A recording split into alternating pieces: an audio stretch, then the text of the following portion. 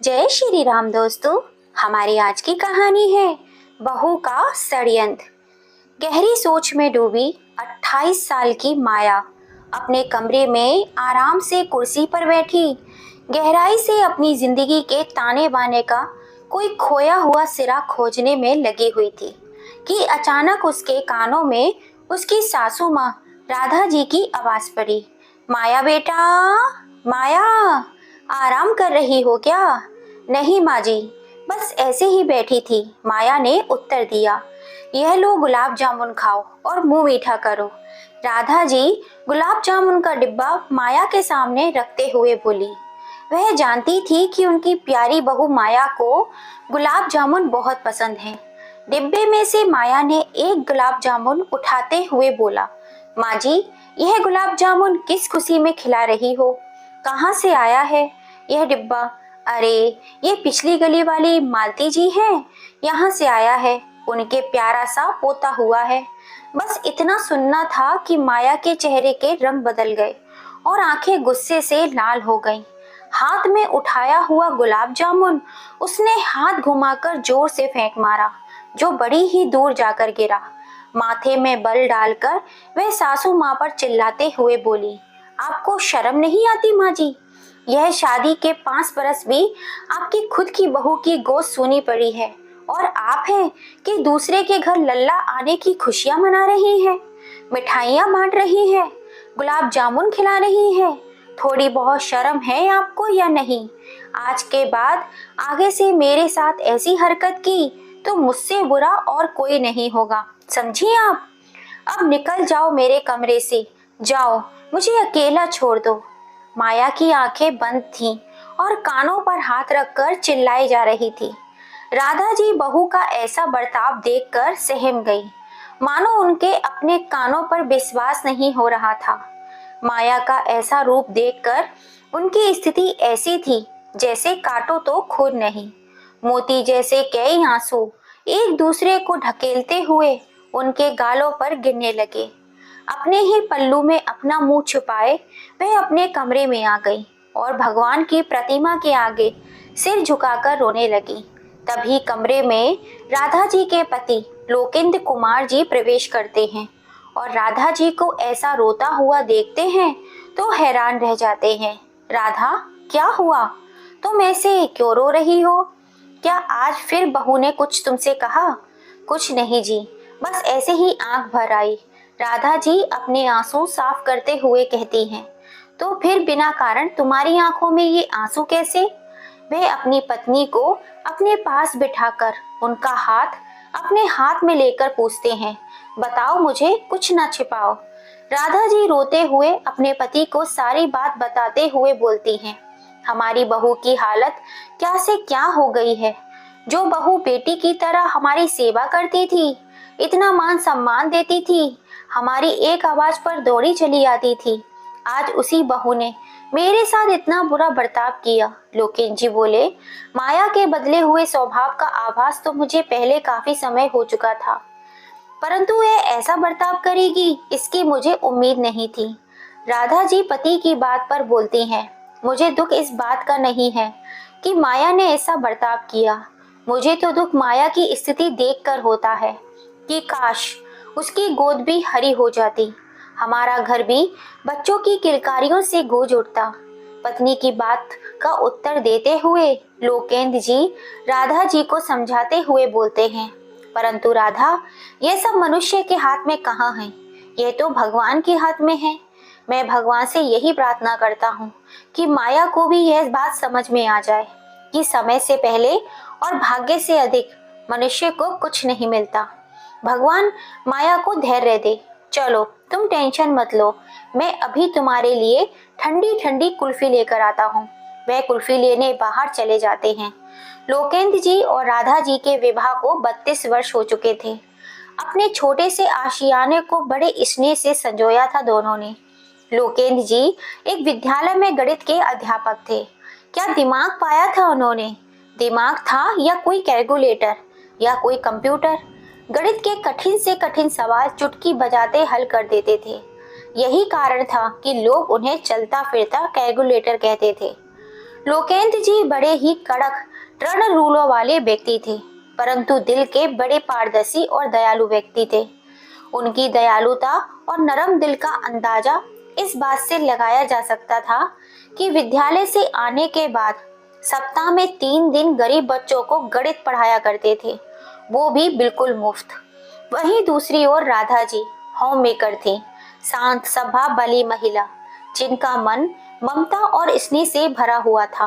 लोकेंद्र जी ने बेशक इतना रुपया ना कमाया हो, परंतु इज्जत बहुत कमाई थी। सभी लोग उनका बड़ा ही आदर सम्मान करते थे।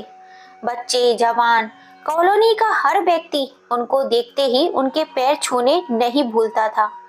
लोकेंद्र जी और राधा जी के 2 बच्चे हैं, एक बेटा दीपक और एक बेटी सोनाक्षी। दीपक ने अपने स्वभाव में माता पिता दोनों के ही गुण पाए थे, माँ जैसी विनम्रता और पिता जैसी दयालुता। दीपक भी उसी विद्यालय में रसायन विज्ञान का अध्यापक था, जिस विद्यालय में उसके पिता पढ़ाते थे। बेटी सोनाक्षी मेडिकल की पढ़ाई करने के लिए दिल्ली में पढ़ रही थी।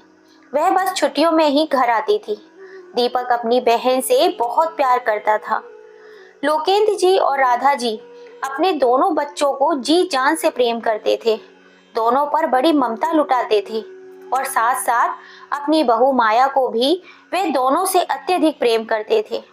माया के आने से उनका परिवार पूरा हो चुका था। एक छोटा सा सुखी संपन्न परिवार था। उनकी बहू माया एक बहुत ही शांत स्वभाव वाली लड़की थी, स्नेह और चंचलता से भरी। जब वह बहू बनकर इस घर में आई तो घर की रौनक में उसने 4 चांद लगा दिए। वह एक अच्छी पत्नी होने के साथ साथ एक अच्छी बहू और एक अच्छी भाभी भी साबित हुई। लोकेंद्र जी और राधा जी को ऐसा लगता था जैसे उनकी एक नहीं 2 बेटियां हों। उसने बहू और बेटी दोनों की भूमिका बाखूबी निभाई। वह पतिव्रता होने के साथ साथ अपने सास ससुर दोनों की बहुत सेवा करती थी। उनकी एक आवाज पर दौड़ी चली आती थी और साथ ही साथ छोटी ननद सोनाक्षी जब भी छुट्टियों में घर आती तो उसका भी काफी अच्छे से ख्याल रखती थी। माया को हमेशा से ही बच्चों का बहुत अधिक शौक था। वे अपने मायके में भी गली मोहल्ले आस पड़ोस के छोटे छोटे बच्चों को बुलाकर कभी उनकी चोटी करती तो कभी उनको पास्ता बनाकर खिलाती, कभी उनके साथ खूब खेलती। जब माया के मायके में एक नन्हे मेहमान ने दस्तक दी और उसकी भाभी ने एक प्यारे से बेटे को जन्म दिया, तब तो माया की खुशी का ठिकाना ही न रहा। पूरे घर में सबसे पहले उसी ने अपने नन्हे मुन्ने भतीजे को गोद में उठाया था। पूरी कॉलोनी में खुद सबके घर जाकर मिठाइयाँ बांटी थी। उसका पूरा दिन पिंकू के साथ ही बीतता था। कभी उसे नहलाती, कभी उसके कपड़े बदलती, कभी उसकी मालिश करती तो कभी उसे अपने हाथों से खाना खिलाती। यहाँ तक कि माया अपने भतीजे पिंकू के डायपर भी खुद ही बदलती थी और कभी कभी तो पिंकू को वह अपने पास अपने रूम में ही सुला लेती थी।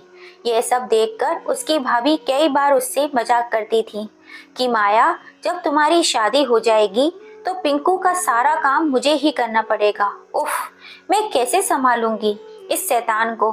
फिर दोनों हंस पड़ती।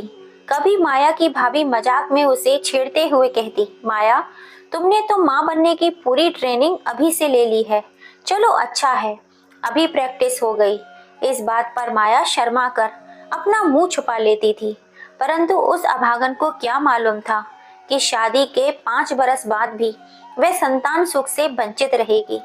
इतने सालों में दीपक ने न जाने कितने अच्छे अच्छे डॉक्टर को दिखाया, परंतु भाग्य के लिखे को कौन बदल सकता था। बस यही वजह थी कि माया को उदासी ने अपनी चपेट में ले लिया था। वह घंटों अपने कमरे की लाइट ऑफ करके बैठी रहती थी। इतने शांत स्वभाव वाली माया को अब छोटी छोटी बात पर गुस्सा आ जाता था। उसके स्वभाव में चिड़चिड़ापन रहने लगा था। इसी कारण बस वह अपने माता पिता समान सास ससुर पर भी भड़क जाया करती थी। आज भी जब राधा जी उसके कमरे में गुलाब जामुन लेकर आई तो यही हुआ था। बल्कि आजकल तो उसका स्वभाव किसी सुपर फास्ट ट्रेन की गति के समान बदल रहा था। आजकल उसके चेहरे के हाव भाव भी बदले बदले नजर आते थे। शाम में वह अपने आंगन में बैठी सब्जी काट रही थी कि अचानक एक बॉल उसके आंगन में आकर गिरी। उसने तुरंत बॉल अपने पल्लू में छुपा ली। पड़ोस का 8 वर्षीय सोनू अपनी बॉल वापस लेने आया और माया से बोला, आंटी आंटी, आपके घर अभी अभी मेरी बॉल गिरी थी, प्लीज मेरी बॉल दे दो ना। तभी माया बोली, यहाँ नहीं आई कोई बॉल, चलो जाओ यहाँ से, मुझे मेरा काम करने दो। सोनू फिर रिक्वेस्ट करते हुए बोला, नहीं नहीं आंटी, मैंने देखा था, मेरी बॉल आपके आंगन में ही आकर गिरी थी, प्लीज आंटी दे दो ना, चाची मेरी बॉल। तभी राधा जी भी माया से सोनू की बॉल देने के लिए कहती हैं, क्योंकि उन्होंने भी बॉल के आंगन में गिरते हुए देखा था। इस पर माया राधा जी पर बरस पड़ती है और कहती है, माँ जी, आपको क्या लगता है कि मैं चोर हूँ जो मैंने इसकी बॉल छुपा ली है, या आपको लगता है मैं झूठ बोल रही हूँ? आप अपने काम से काम क्यों नहीं रखती हो? माया की बात सुन राधा जी चुप्पी साध लेती हैं और अपने कमरे में चली जाती हैं। उनके जाने के बाद माया अचानक उठी और सोनू का हाथ कस कर पकड़ उसे आंखें दिखाते हुए डरावनी आवाज में बोली, तुझे कहा ना यहाँ नहीं गिरी तेरी बॉल, अगर अब तूने मुझे परेशान किया तो तुझे ऊपर वाले स्टोर रूम में बंद कर दूंगी, वहां जो चुड़ैल रहती है फिर वे तुझे कुत्ता बना देंगी। बोल, बनना है तुझे कुत्ता, तुझे या नहीं? नहीं नहीं आंटी, मुझे बंद मत करिएगा, वहां मुझे बहुत डर लगता है चुड़ैल से, मुझे बोल नहीं चाहिए, मुझे छोड़ दो, मुझे मम्मी के पास जाना है। माया ने सोनू को छोड़ दिया। सोनू डर के मारे तुरंत वहां से भाग गया। काफी समय से माया ऐसा ही करती थी। किसी भी बच्चे का कोई भी सामान या खिलौना उसके घर गिर जाता, या कभी कपड़े उड़ते उड़ते आस पड़ोस के किसी बच्चे का कपड़ा उसकी छत पर आ जाता, या कभी कोई मेहमान अपने बच्चे का कोई सामान जैसे दूध की बोतल या कोई खिलौना गलती से उसके घर भूल जाता, तो माया उन्हें उठा लेती और तीसरी मंजिल पर बने पीछे की तरफ बने छोटे से स्टोर रूम में एक अलमारी में रख देती। और तो और, जब भी वह अपने मायके जाती तो अपने भतीजे पिंकू का कोई न कोई सामान या खिलौना सबकी नजरों से छुपाकर अपने बैग में रख लेती और अपने घर लाकर वहीं स्टोर रूम में रख देती। लोकेंद्र जी के घर का उसूल था, रात का खाना सब लोग साथ बैठकर ही खाते थे। आज माया सबको अपने हाथों से खाना डाल रही थी, परंतु खुद कुछ भी नहीं खा रही थी। जब राधा जी ने उसको कुछ खाते हुए नहीं देखा तो पूछा, माया बेटा, क्या हुआ, तुम खाना क्यों नहीं खा रही हो? माँ जी, मेरा अभी खाने का बिल्कुल भी मन नहीं हो रहा, ना ही मुझे भूख लगी है, अभी जब भूख लगेगी तब खा लूंगी, अभी आप लोग खा लीजिए। माया ने सासू माँ की बात का जवाब दिया। ठीक है बेटा, राधा जी बोली। खाना खाकर सब लोग अपने अपने कमरे में सोने के लिए चले गए। रात के करीब 12:30 बजे प्यास के कारण राधा जी की आंखें खुली। आंखें मसलते हुए पानी का जग उठाया तो देखा उसमें पानी नहीं था, तो पानी लेने किचन में गई। उन्होंने महसूस किया कि किचन में से कुछ अजीब सी दुर्गंध आ रही थी। इन्होंने इधर उधर देखा पर उन्हें कोई सामान्य चीज नजर नहीं आई। राधा जी ने पानी का जग भरा और किचन की लाइट बंद की और कमरे की ओर जाने लगी, परंतु अचानक उनके कदम तब रुके जब उन्होंने देखा कि किचन के पीछे वाले कमरे की लाइट जली हुई है। जब वह लाइट बंद करने के लिए कमरे के पास गई तो उन्हें रात के सन्नाटे में कमरे से कुछ आवाजें सुनाई दी। आवाज ऐसी थी कि जैसे कोई कुछ चबा चबा कर खा रहा हो। राधा जी पहले तो डर गईं। उन्हें लगा कहीं चोर तो घर में नहीं घुस आया, क्योंकि कमरा पीछे की तरफ था और उसका एक दरवाजा बाहर की तरफ भी बना हुआ था। धीमे धीमे कदमों से राधा जी आगे बढ़ी और दरवाजे में बने होल में झांक कर देखा, और जो देखा उसे देखकर वो दंग रह गई। उन्हें अपनी आंखों पर विश्वास नहीं हो रहा था। वह दबे पांव अपने कमरे में आ गई। उन्होंने बीच नींद में लोकेंद्र जी को जगाना जरूरी नहीं समझा। सोचा सुबह बात करती हूँ इस बारे में, परंतु काफी देर तक जो देखा उसके बारे में सोच सोच कर उनका दिमाग खराब हो रहा था। सुबह होते ही उन्होंने कल की घटना का वर्णन अपने पति से करते हुए कहा, आपको पता है, जब रात में किचन में पानी लेने गई तो मैंने पिछले कमरे में बहू को मांस खाते हुए देखा। लाम लेने भर से भी राधा जी को उल्टी आ रही थी, क्योंकि वह लोग शुद्ध शाकाहारी थे और माया भी एकदम शाकाहारी थी। पत्नी जी, आज तारीख क्या है?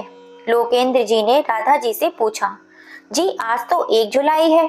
अच्छा, 1 जुलाई? मुझे लगा कहीं 1 अप्रैल तो नहीं, जो तुम मुझे सुबह सुबह अप्रैल फूल बना रही हो। लोकेंद्र जी ने हंसते हुए कहा। तो राधा जी बोली, क्या आप मेरी बात का विश्वास नहीं कर रहे? आप जानते हो ना, मैं कभी झूठ नहीं बोलती, मैं सच कह रही हूँ। मैंने खुद अपनी आंखों से माया को कल रात मांस खाते हुए देखा। आपको याद है, कल रात उसने खाना भी नहीं खाया था। और कल शाम जब आप मेरे लिए कुल्फी लेने गए थे, उसके कुछ देर बाद माया भी मुझसे किसी जरूरी काम का बोलकर बाहर गई थी, और फिर जब वापस आई तो उसके हाथ में एक काली थैली थी। मैंने ये सोचकर उससे कुछ नहीं पूछा कि कुछ सामान होगा, पर अब मुझे लगता है हो ना हो वो मांस ही लाई होगी। अरे राधा, हो सकता है वे सच में अपना कोई सामान लाई हो और रात में भी वह कुछ और ही खा रही हो।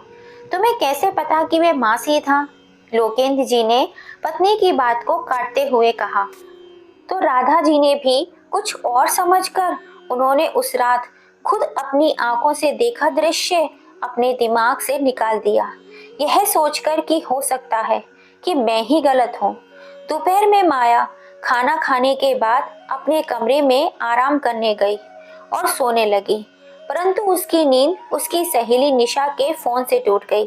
क्या निशा, अच्छी भली नींद खराब कर दी तूने मेरी, माया ने उबासी लेते हुए निशा से कहा।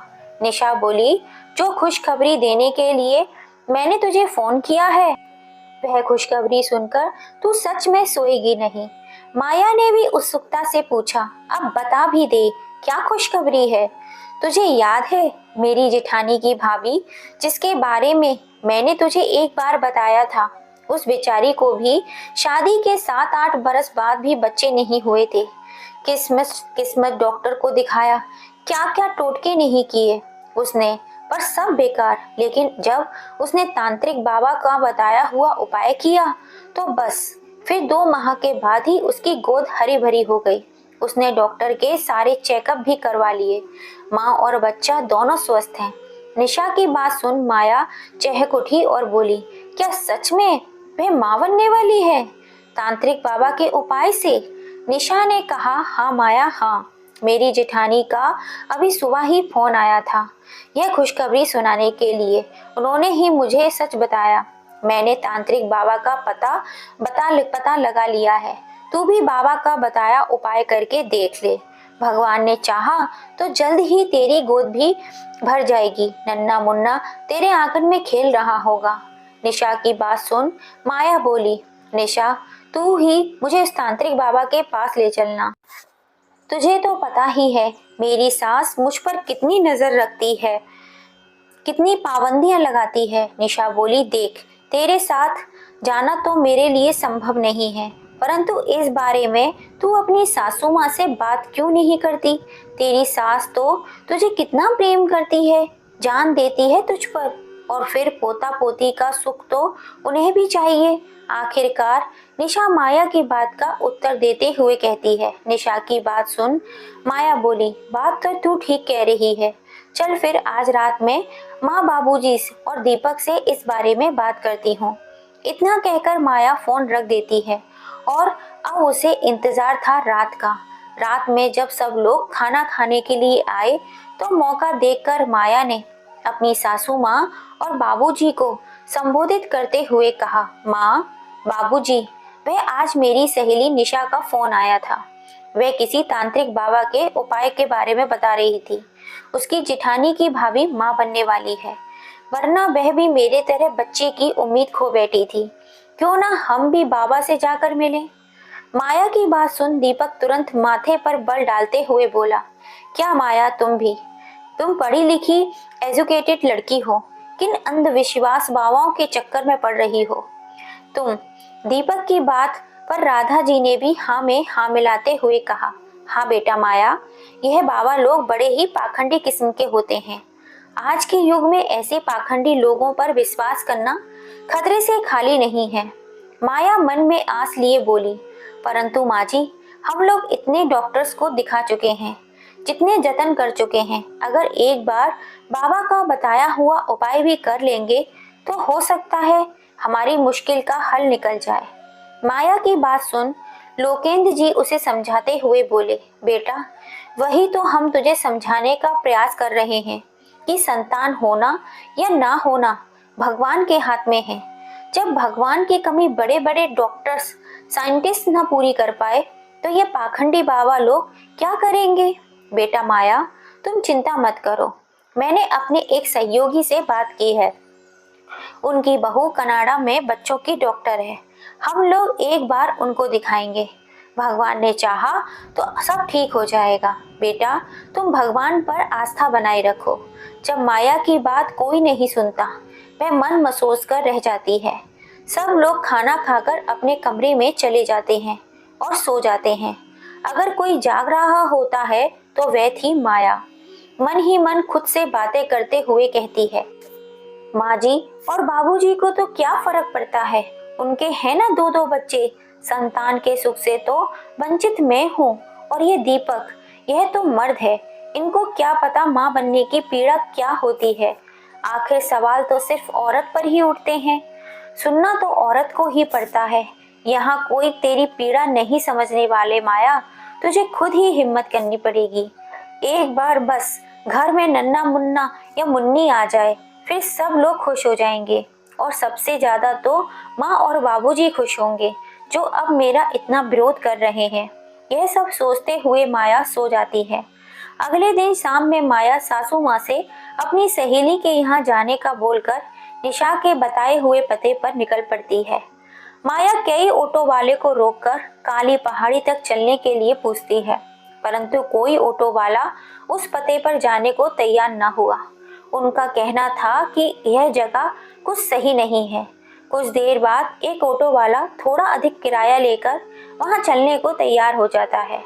माया ऑटो में बैठ निकल पड़ती है, परंतु ऑटो ड्राइवर बैक मिरर से बार बार माया को घूर घूर कर देख रहा था।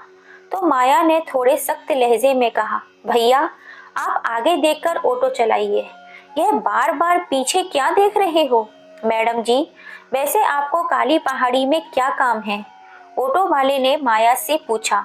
इस पर माया झल्ला पड़ी, तुम्हें इससे क्या मतलब, तुम अपने काम से काम रखो, समझे। अरे मैडम, वह जगह कुछ सही नहीं है और आप मुझे अच्छे घर की पढ़ी लिखी लड़की लगती हैं, बस इसलिए पूछ रहा था, बाकी मुझे क्या। इतना कहकर ऑटो ड्राइवर चुप हो गया। माया को वह निर्धारित पते पर छोड़कर तुरंत वहां से रफू चक्कर हो जाता है। अब माया पहुंच चुकी थी काली पहाड़ी के पास। वह जगह सच में बड़ी ही खतरनाक मालूम पड़ती थी, क्योंकि काली पहाड़ी काली शक्तियों का गढ़ है। सूर्यास्त के बाद वहां चिड़िया का बच्चा भी आता जाता नहीं था। माया डरते डरते आगे बढ़ी तो उसे एक तांत्रिक बाबा का खंडर दिखाई दिया। हवा की साएं साएं और इस दृश्य को और भी खतरनाक बना रही थी। माया को तो वह 100-200 साल पुराना खंडर देखकर ही खौफ आ रहा था। उसके मन में एक उथल पुथल सी मचने लगी कि अंदर जाए या ना जाए, परंतु ये सोचते हुए कि संतान का सुख भोगना है तो हिम्मत तो दिखानी ही पड़ेगी। वह अंदर चली जाती है और अंदर का दृश्य तो किसी का भी हार्ट फेल कर देने वाला था। उस विशाल काया खंडर में चारों तरफ अंधेरा ही अंधेरा था। बस इधर उधर थोड़ी बहुत मसाले जली हुई थी और मसालों की हल्की धीमी रोशनी में जगह जगह टंगी खोपड़ियां और जानवर के कटे सिर, दीवार पर लटकी जानवरों की खाल देखकर माया का पूरा शरीर डर से थर थर कांपने लगा। उसका कलेजा मुंह को आ रहा था। तभी नरमुंडों की माला पहने भयानक चेहरे वाला, हाथ में खोपड़ी लिए एक बाबा माया के सामने जाने आने कहां से प्रकट हो गया। जिसको देखकर माया की चीख निकल गई और वह जोर से चिल्लाई, शांत कन्या, शांत हो जाओ, तुम्हें डरना नहीं है।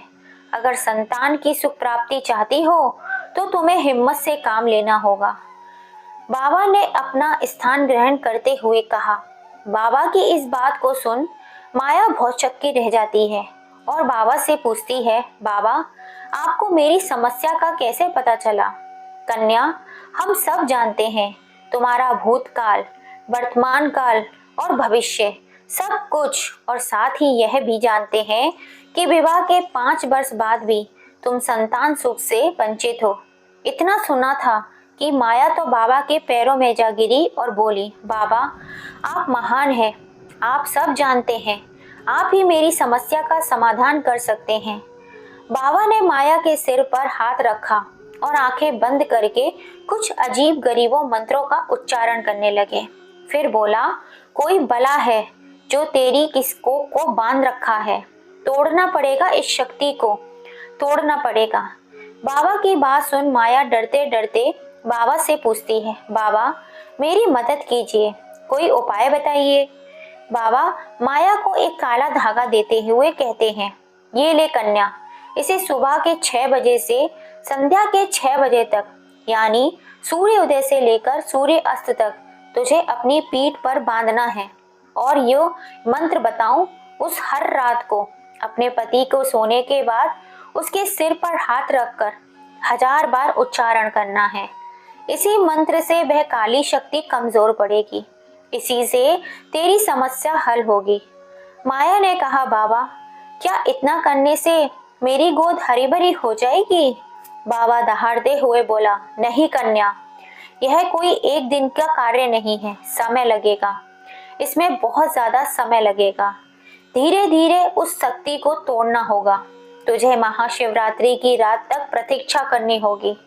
तब तक इस मंत्र का जाप और जैसा मैं कहूँ वैसा करती जा कन्या। माया बाबा का धागा लेकर वापस घर आ जाती है और अब प्रतिदिन वह धागा अपनी पीठ पर बांधती है और प्रतिदिन दीपक को नींद की गोली दूध में डालकर देती है। उसके सिर पर हाथ रखकर मंत्र का उच्चारण भी करती है। एक रात लोकेन जी नींद से जागते हैं और वॉशरूम जाने के लिए बाहर आंगन में आते हैं तो उन्हें बहू के कमरे से आती आवाज सुनाई पड़ती है। वह दबे पांव बहू के कमरे की तरफ जाते हैं और दरवाजे के बाहर कान लगाकर खड़े हो जाते हैं। सुनाई पड़ता है कि बहू अजीब से मंत्रों का जाप कर रही थी। वह चुपचाप अपने कमरे में आ जाते हैं, परंतु वह गणित के तेज दिमाग वाले अध्यापक थे। बहू की हरकत देखकर तुरंत समझ जाते हैं कि जरूर बहू उस पाखंडी के चक्कर में फंस चुकी है। कुछ सोच विचार करते हुए लोकेंद्र जी सो जाते हैं। सुबह होते ही लोकेंद्र जी राधा जी को सारी बात बताते हुए बोलते हैं, राधा, उस दिन मैंने तुम्हारी बात पर विश्वास नहीं किया था, परंतु कल रात का दृश्य देखकर तो मुझे भी विश्वास हो चला है कि जरूर कुछ ना कुछ गड़बड़ जरूर है। राधा जी बोलती हैं, हाँ जी, मैं तो आपसे पहले ही कहती थी। मैंने तो उस दिन बहू को मांस खाते हुए देखा था, आपने ही मेरी बात नहीं मानी। परंतु राधा, इससे पहले कि हमारी बहू हमें और कोई भारी नुकसान उठाए, हमें जल्दी ही कुछ ना कुछ करना पड़ेगा। लोकेंद्र जी ने पत्नी पत्नी राधा जी से कहा, ठीक कहते हो आप, चलिए अभी आप नाश्ता कर लीजिए, वरना आपको कॉलेज के लिए देर हो जाएगी। हम इस बारे में बाद में बात करते हैं, आप चिंता मत कीजिए, अभी आप आराम से कॉलेज जाइए। इतना कहकर राधा जी नाश्ता बनाने किचन में चली जाती हैं। तभी दीपक किचन में आकर माँ से पूछता है, माँ नाश्ता बन गया क्या? राधा जी, हाँ बेटा, बस बन गया, तैयार है। फिर दीपक कहता है, अच्छा माँ, आज मैं थोड़ा देर से घर आऊँगा। पता नहीं क्यों माँ, कुछ दिन से मेरे सिर में तेज दर्द है। सुबह उठता हूँ तो सिर भारी भारी सा लगता है, ऐसा लगता है मानो सिर में कोई हथौड़े मार रहा हो। इसलिए मैं कॉलेज के बाद डॉक्टर को दिखाने जाऊंगा। राधा जी, ठीक है बेटा, तुम डॉक्टर को दिखाकर दवा ले लेना। बाबा का बताया उपाय कई दिन करने के बाद आज फिर बहाना करके माया बाबा के पास जाती है और बोलती है, बाबा जितना आपने बोला था उतना मैंने सफलतापूर्वक किया, अब बताइए बाबा, आगे क्या करना है?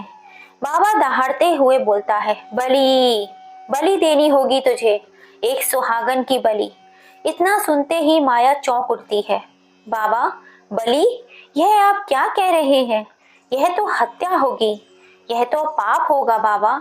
नहीं, मैं ऐसा नहीं कर सकती हूँ, मैं इतना बड़ा पाप नहीं कर सकती। बाबा, कृपा आप कोई और उपाय बताइए। माया की बात सुनकर बाबा भड़क उठते हैं। कन्या, हमें पाप पुण्य का पाठ न पढ़ाओ। हम सब जानते हैं तेरे ऊपर जो साया है वो तुझे बलि देनी ही होगी, वरना वह काली शक्ति तुझे भी जलाकर भस्म कर देगी। माया बोली, बाबा, क्या बलि देने के बाद सच में मैं माँ बन जाऊंगी? कन्या, तू हम पर शक करती है? माया, नहीं बाबा नहीं, आप बताइए किसकी बलि देनी होगी और कब? आने वाली महाशिवरात्रि की रात को सुहागन की बलि देनी होगी। परंतु बाबा, सुहागन किस उम्र में हो? बाबा बोले, कोई भी उम्र की हो, बस सुहागन हो, समझी कन्या? परंतु बलि से पहले तुझे खुद को तैयार करना होगा। उसके लिए जो उपाय मैं बताऊं वह कर कन्या।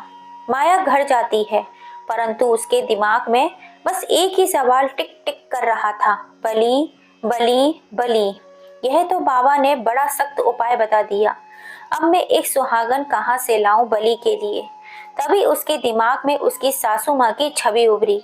माया ने सोचा, सासू माँ के वैसे भी कितने दिन बचे हैं इस संसार में, मैं क्यों ना उनकी ही बलि दे दूं। आखिरकार मैं उन्हीं के परिवार का वंश आगे बढ़ा रही हूँ। अब वह आपको अपने आप को बाबा के बताए उपाय के अनुसार बलि के लिए तैयार करती है। आज लोकेंद्र जी वॉशरूम जाने के लिए उठे। वह कमरे से बाहर वापस आ ही रहे थे कि अचानक उनके कदम तीसरे माले के स्टोर रूम की लाइट जली होने के कारण रुक गए। आज वह फटाफट अपने कमरे में गए और राधा जी को भी उठाया और बोले, राधा, आज स्टोर रूम की लाइट ऑन है, मुझे शक है कि हो ना हो कुछ गड़बड़ जरूर है। फिर खिड़की से चुपके से अंदर झांक कर देखा तो दोनों के होश उड़ जाते हैं। उनके पैरों तले जमीन खिसक जाती है और दोनों अपनी चीखें रोकने के लिए अपने मुंह पर अपना हाथ रख लेते हैं। स्टोर रूम के दृश्य ने दोनों को डरा कर रख दिया। माया काले कपड़ों में, खुले बालों के साथ, माथे पर लंबा सा टीका लगाए हुए एक घेरे के अंदर बैठी हुई थी। उसके बीचों बीच एक मटके में आग जल रही थी और पास में कंकालों की खोपड़ियां और ना जाने क्या क्या अजीबोगरीब चीजें रखी हुई थी और माया आंखें बंद करके किसी मंत्र का जाप करने में लगी हुई थी। लोकेंद्र जी और राधा जी ने बड़ी ही चालाकी से बिना कोई शोर किए यह सारा दृश्य अपने फोन में वीडियो के रूप में कैद कर लिया और दोनों दबे पांव अपने कमरे में आ गए। लोकेंद्र जी बोले, ना जाने संतान के मुंह में माया को क्या करना दिया। मुझे अपनी आंखों पर विश्वास नहीं होता, यह हमारी बहू माया ही है। राधा जी भी बोलती हैं, मुझे तो बहुत बड़ा डर लग रहा है, यह माया आखिर क्या कर रही थी। अब हम क्या करें जी, कैसे उसे यह सब करने से रोकें। राधा, मुझे लगता है कि हमें ये वीडियो सबसे पहले माया के माँ पिताजी को दिखाना चाहिए। वे लोग भी तो शिक्षित और समझदार हैं, माया की इन सब हरकतों का आवश्यक ही विरोध करेंगे। लोकेंद्र जी राधा जी की बात का उत्तर देते हुए कहते हैं। उनकी बात सुन राधा जी बोलती हैं, परंतु ऐसी बातें फोन पर नहीं हो सकती, हमें चलकर उनसे बात करनी पड़ेगी और मिलकर कोई ना कोई ठोस कदम उठाना पड़ेगा। अगली सुबह दोनों माया से कहते हैं, बेटा माया, हम कल तुम्हारे मायके जा रहे हैं, एक दिन के लिए ही जाएंगे, तुम अपना और दीपक का ख्याल रखना। लोकेंद्र जी ने माया को कहा तो माया के चेहरे पर मुस्कान ने पहरा डाल दिया। चलो, एक दिन के लिए ही सही, कम से कम मुझे आजादी तो मिलेगी, मैं अपने कार्य अच्छे से तो कर सकूंगी, माया ने अपने मन में सोच लिया। अगली सुबह लोकेंद्र जी और राधा जी अपने समधी जी के घर के लिए निकल पड़ते हैं। जब माया के मायके में पहुंचते हैं तो माया के माता पिताजी अचानक उनको अपने सामने घर देखकर खुशी भी हो जाते हैं और आश्चर्यचकित भी। अरे वाह भाई साहब वाह, क्या बात है, आज हमारे द्वार पर समधी जी पधारे हैं।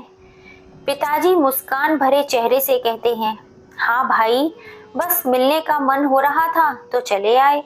लोकेंद्र जी ने सोफे पर बैठते हुए उत्तर दिया। माया की माता जी जल्दी से नाश्ता और चाय लेकर आई। राधा जी को चाय का कप पकड़ाते हुए बोली, क्या बात है राधा बहन, सब कुशल मंगल तो है ना? ऐसे अचानक? राधा जी कहती है, हाँ कुशल मंगल भी है और नहीं भी। क्या बात कर रही हो, मेरा दिल बैठा जा रहा है।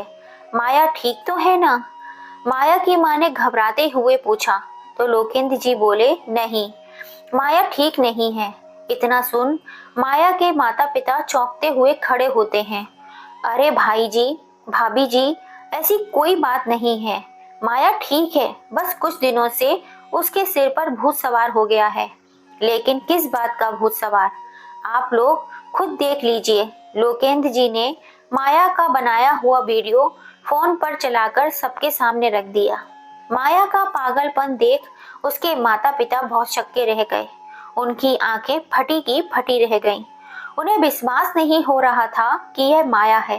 वे गौर से माया की वीडियो देखते रहे। वीडियो पूरी होने पर बोले, यह सब क्या है? फिर लोकेंद्र जी और राधा जी ने माया की A to Z कहानी बता दी। माया के माता पिता सिर पकड़कर बैठ गए। क्या हमारी बेटी है? मोहनदास जी गायत्री जी की ओर देखकर बोले। गायत्री जी भी कहने लगी कि हमें अपनी आंखों पर विश्वास नहीं हो रहा कि माया यह सब कैसे कर रही है। ऐसे तो संस्कार नहीं दिए थे हमने अपनी बेटी को। गायत्री जी की आंखों में आंसू आ जाते हैं। राधा जी उन्हें तसल्ली देते हुए कहती हैं कि हमें भी विश्वास नहीं हो रहा था माया के पागलपन का। लोकेंद्र जी बोलते हैं कि हम आपको परेशान करना नहीं चाहते थे, लेकिन यह बात छुपाने वाली भी नहीं तो थी। इसमें माया की जान को भी नुकसान हो सकता है। आपने बिल्कुल ठीक किया लोकेंद्र जी, जो आप हमें बताने चले आए। लेकिन इसका उपाय क्या है? अब इसे इस भ्रम जाल से बाहर कैसे निकाला जा सकता है? मोहनदास जी ने विचार पूर्वक पूछा तो लोकेंद्र जी बोले कि हमें कुछ तो करना ही पड़ेगा हमारी बच्ची को बचाने के लिए। हम कुछ भी करने को तैयार हैं। मैंने इसका एक तोड़ निकाल लिया है। लेकिन क्या? मोहनदास जी और गायत्री जी एक साथ बोले। लोकेंद्र जी ने अपना सारा प्लान मोहनदास जी और गायत्री जी को बता दिया तो दोनों बोले कि हम आपके साथ हैं। आप जो भी करोगे उसमें हम आपका पूरा सहयोग करेंगे। लोकेंद्र जी बोले, ठीक है, हम सुबह निकल जाएंगे जिस टाइम माया सोती रहती है। एक दिन और एक रात माया के घर गुजार लेने के बाद अगली सुबह लोकेंद्र जी के घर आ जाते हैं। दीपक माया को सोता देख खुद नाश्ता पानी लेकर कॉलेज के लिए निकल पड़ता है। माया के माता पिता चुपके से घर के अंदर आकर गेस्ट रूम में चले जाते हैं, जो कि किसी गेस्ट के आने पर ही खुलता था। उनका खाना पीना सब कुछ लोकेंद्र जी और राधा जी उन्हें वहीं देकर आ जाते थे। माया को अपने माता पिता की भनक तक न लगी कि वह इसी घर में है, क्योंकि वह आजकल वैसे भी अपने ही अधेड़ बुन में लगी हुई थी। जब दीपक आया तो उसके पिताजी ने उसे कमरे में बुलाया और माया की वही वीडियो दिखा दी। दीपक भी माया को देख अचंभित रह गया। गुस्से से लाल माया के पास जाने लगा तो राधा जी ने उसे हाथ पकड़कर रोक लिया और दोनों माता पिता उसे ऊपर स्टोर रूम में ले गए। उसने अपने सास ससुर को स्टोर रूम में देखा तो उसके होश उड़ गए। इससे पहले वे कुछ और बोल पाता, उसके पिताजी ने उसे सब समझा दिया। तब उसे समझ में आ गया कि रात में मुझे माया दूध में नींद की गोली देती थी। वह सब प्लान समझ जाता है, तभी वह मुझसे बात नहीं करती थी। उसका पूरा फोकस अपनी गतिविधियों पर था। खाना दीपक की माँ दीपक को खिला देती थी, लेकिन दूध देने का काम माया ही खुद करती थी। आज माया ने अपने सास ससुर को भी दूध दिया था, जो कि माया के कमरे से बाहर जाते ही राधा जी किचन में जाकर उसे फेंक आई। माया दीपक के लिए भी दूध लेकर गई थी, तो दीपक ने दूध का गिलास पकड़ा और फोन के बहाने दूध भी बाहर लेकर आ गया और उसे गमले में डाल दिया। दीपक माया से बहुत प्यार करता था। वह किसी भी कीमत पर माया को खोना नहीं चाहता था। इसीलिए वह भी अपने माता पिता के साथ उस प्लान का हिस्सा बन गया और वापस अपने कमरे में आकर सोने का नाटक करने लगा। उसको सोता देख माया ने राहत की सांस ली और अपने काम में लग गई। घर के पीछे छोटा सा गार्डन था जिसमें जाकर फोन पर बात करने लगी। दीपक और उसके माता पिता, माया के माता पिता सब एक दीवार से सटकर माया की बातें सुनने लगे। बाबा, आज हमारी गतिविधियों का आखिरी दिन है। बाबा, आज महाशिवरात्रि की रात है और बलि के लिए मुर्गा भी तैयार है। लेकिन बाबा, मुझे बहुत डर लग रहा है। बलि देने के बाद मुझे संतान सुख की प्राप्ति आवश्यक हो जाएगी ना। उधर से बाबा ने फोन पर माया को अपनी बातों में फंसा लिया। ठीक है बाबा, आप अपने शिष्य को भेज देना। बस थोड़ी देर में मैं अपनी सास को बाहर लेकर आऊंगी। माया की बातें सुनकर गायत्री जी और राधा जी की चीख निकलने लगी। तुरंत उनके पतियों ने उनके मुंह पर हाथ रख लिया और उन्हें जल्दी से अपने साथ घर में अंदर घुसा कर ले गए। माया के आने से पहले ही उसकी माँ और उसकी सास ने अपनी अपनी जगह बदल ली। राधा जी स्टोर रूम में और गायत्री जी राधा जी की जगह तिरछी होकर लेट गई। माया ने भी अपने प्लान के मुताबिक सबको नींद की गोली दी हुई थी। उसने फिर एक बार दीपक को कमरे में जाकर देखा। दीपक जल्दी से जाकर अपनी जगह सोने का नाटक करने लगा। दीपक को सोता देख उसे तसल्ली हो गई। वह अपने पागलपन में धुत अपने काम को अंजाम दे रही थी। उसने अंधेरे में अपनी माँ को उठाया और अपने साथ किसी तरह बाहर ले गई, जहाँ बाबा का शिष्य उसके आने की प्रतीक्षा कर रहा था। उन दोनों ने मिलकर गायत्री जी को ऑटो में बिठाया, जो ऑटो तांत्रिक का खुद का था। गायत्री जी बहुत साहस वाली महिला थी। वह अपनी बेटी को सही रास्ते पर लाने के लिए कुछ भी कर सकती थी। ऑटो के निकलते ही पीछे से लोकेंद्र जी और मोहनदास जी और राधा जी अपनी गाड़ी से ऑटो के पीछे निकल पड़ते हैं। वहीं दीपक तुरंत पुलिस स्टेशन के लिए निकल पड़ता है। जैसे ही माया और शिष्य गायत्री जी को खंडर के सामने ले जाकर बिठा देते हैं तो तांत्रिक बड़ा ही खुश हो जाता है। वो माया की बड़ी प्रशंसा करता है और माया को बलि देने के लिए उत्साहित करता है। माया बहुत घबराई हुई थी। वह डरी सहमी थी, लेकिन उसके सिर पर भूत सवार था तो एक पल में अपने मन को समझा लेती थी। तांत्रिक माया के हाथ में चाकू देकर मंत्रों का उच्चारण शुरू कर देता है। माया के हाथ थर थर कांप रहे थे। उसके हृदय की गति घोड़े की तेज रफ्तार भांति दौड़ रही थी। वही गायत्री जी भी गर्दन झुकाए बैठी डर रही थी। माया का मन कहता है यह पाप है, दिमाग कहता है संतान सुख बलि देकर ही प्राप्त होता है। उसकी उलझन देख तांत्रिक उसे और उकसाने लगा। तेज तेज आवाज में मंत्रों का उच्चारण करने लगा, जिससे माया और अधिक उत्साहित हो उठी। माया जैसे ही चाकू गायत्री जी की गर्दन पर लेकर आई, तभी मसाल की रोशनी से उसको अपनी माँ का चेहरा दिख गया।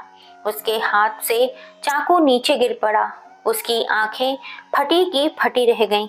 सबके पसीने छूट गए। उसके मुंह से निकला, माँ।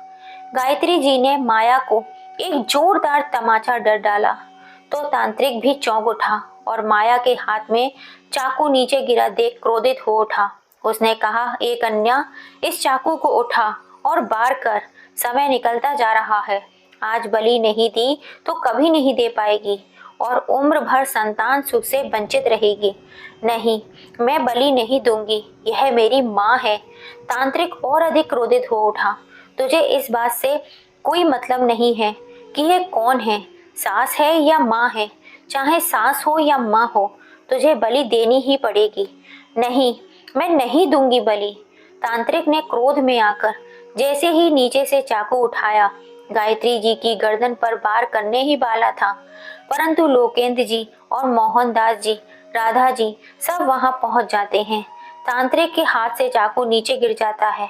उसे और उसके शिष्य को पुलिस हिरासत में ले लेती है। इधर गायत्री जी फिर से एक तमाचा माया को जड़ देती हैं और एक तमाचा मोहनदास जी भी माया को जड़ देते हैं। यह दिन देखने के लिए तुझे जन्म दिया था हमने, तूने हमारा सिर शर्म से झुका दिया। मोहनदास जी बोले तो गायत्री जी बोली कि एक बच्चे की ख्वाहिश में तू इतना गिर जाएगी, हमने अपने कभी सपने में भी नहीं सोचा था। माया अपने सास ससुर के चरणों में गिर जाती है और जोर जोर से रोकर माफी मांगने लगती है। तू कैसी अपनी सास की बलि चढ़ाने वाली थी, हमें तो विश्वास ही नहीं हो रहा कि तू हमारी ही बेटी है। काश कि तू पैदा होते ही मर गई होती। अगर हमें ये सब कुछ समय पर पता न चलता तो आज राधा जी अपनी देवी समान सास को तू खा गई होती। गायत्री जी रो रो कर गुस्से से बोले जा रही थी। दीपक भी एक तरफ खड़ा सारा नजारा देख रहा था। मम्मी पापा मुझे माफ कर दीजिए। राधा जी और लोकेंद्र जी माया को अपने चरणों से उठाते हैं। बेटा, जैसे तुझे संतान सुख प्राप्त नहीं हुआ, वैसे हमें भी तो पोता पोती का सुख से वंचित हैं। यह तो सब भगवान की देन है। राधा जी ने बड़े प्यार भरे स्वर में बोला तो लोकेंद्र जी बोले, अब तुम अपनी आंखों से देख चुकी हो ना इस पाखंडी बाबा की सच्चाई। हमने तुम्हें मना किया, फिर भी तुम नहीं मानी। आज मैंने सही समय पर सही निर्णय ना लिया होता तो मैं अपनी पत्नी को खो चुका होता और तुम्हें जेल हो जाती। तुम्हारे एक गलत कदम से हमारा घर बर्बाद हो जाता। माँ, बाबूजी, आज मैं खुद की नजरों में गिर गई हूँ। मैंने ऐसा पाप किया है जिसकी माफी नहीं है। मैं इतनी अंधी हो चुकी थी कि यह भी नहीं देख पाई कि मैं क्या कर रही हूँ। मेरे माता पिता ने इतने अच्छे संस्कार दिए, मैंने सब मिट्टी में मिला दिए। मैं किसी के भी लायक नहीं हूँ, किसी के भी नहीं। माया बहुत रो रही थी। राधा जी ने उसे अपने सीने से लगा लिया। बेटा, अब चुप हो जाओ।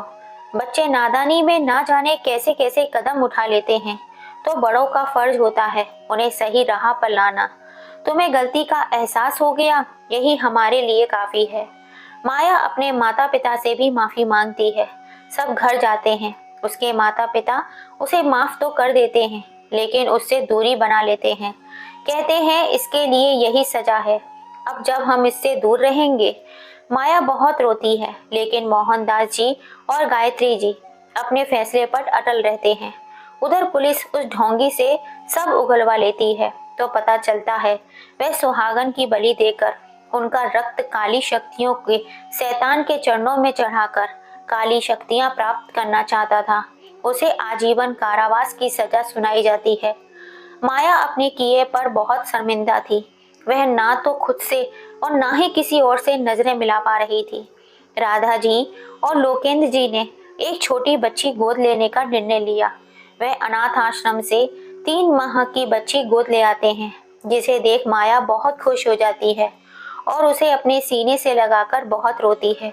माया उसका नाम रोशनी रखती है और अब वह पूरा दिन रोशनी के कार्य में व्यस्त रहती है।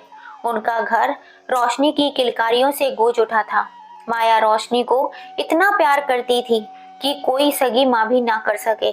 फिर पूरे 1 साल बाद भगवान ने माया की माँ बनने की इच्छा को भी पूरा कर दिया। जब पता चला माया माँ बनने वाली है तो माया जिद पर अड़ गई। उसके माता पिता भी उसकी इस खुशी में शामिल हो गए। 9 माह बाद उसने एक प्यारे से लल्ला को जन्म दिया, जिसका नाम उसके दादाजी ने वंश रखा। अब माया की गोद में 2 बच्चे थे। उसकी गोद में लल्ला आने के बाद भी माया ने रोशनी के प्यार में कभी कोई कमी नहीं रखी। पहले रोशनी, बाद में वंश। अब लोकेंद्र जी और राधा जी अपने परिवार को देख गदगद हो उठे थे। उन्होंने घर में पूजा अर्चना करवाई और ईश्वर का शुक्रिया अदा किया। तो दोस्तों, आपको ये कहानी कैसी लगी?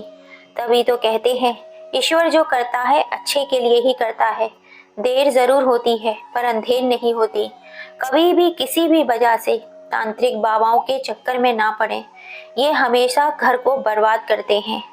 और बच्चा होना ना होना ये सब भगवान की देन है, किसी तांत्रिक बाबा की नहीं। कहानी पसंद आई हो तो इसे ज़्यादा से ज़्यादा अपने फैमिली फ्रेंड में शेयर कीजिएगा, लाइक कीजिएगा, सब्सक्राइब कीजिएगा। फिर मिलेंगे ऐसी ही किसी कहानी के संग। जय श्री राम दोस्तों।